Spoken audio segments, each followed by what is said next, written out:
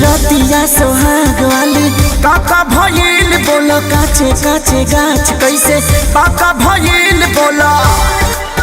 हाँ बोला का बोले? हाँ रतिया सोहाग वाली काका भइल बोला, काचे काचे गाछ कैसे पाका भइल बोला।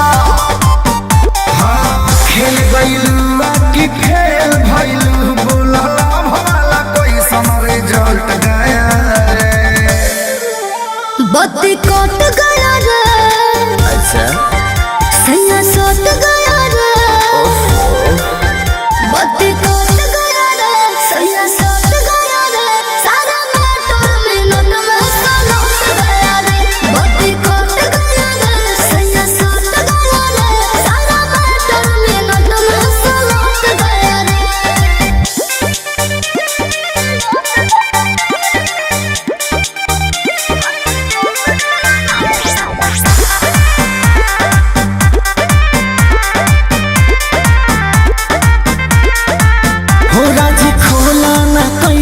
धमाल हुआ जी, आगे बोला ना काका कमाल हुआ जी। हमरा गलिया के सोना संहाल हुआ जी, जैसे सेव को समेरे लाल लाल हुआ जी। हो राजी खोला ना कैसन धमाल हुआ जी, आगे बोला ना काका कमाल हुआ जी। हमरा गलिया के सोना संहाल हुआ जी, जैसे सेव को समेरे लाल लाल हुआ जी। मजा मिला लिया कि साजा मिला, प्यारी पूरा हुआ कि कुछ घट गया रे। बत्ती कट गया रे, सैया सट गया रे। बत्ती कट गया रे, सैया सट गया रे। सारा मोटर मिनट में सलट गया रे। बत्ती कट गया रे, सैया सट गया रे। सारा मोटर मिनट में सलट गया रे।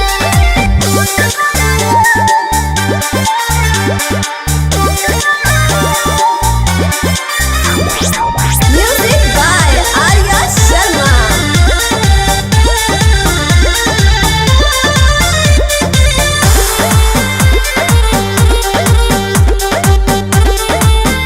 लागे प्यार बेसुमार ये जनाब भइल हो, अरे तोहरो भी दिल दागे बाग भइल हो।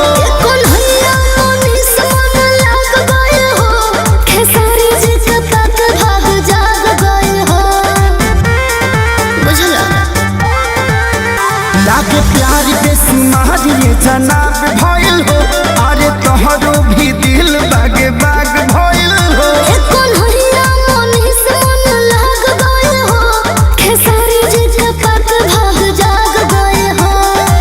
खुश भइल धनिया की दुखी भइल मन, वादा पूरा किया कि पलट गया रे।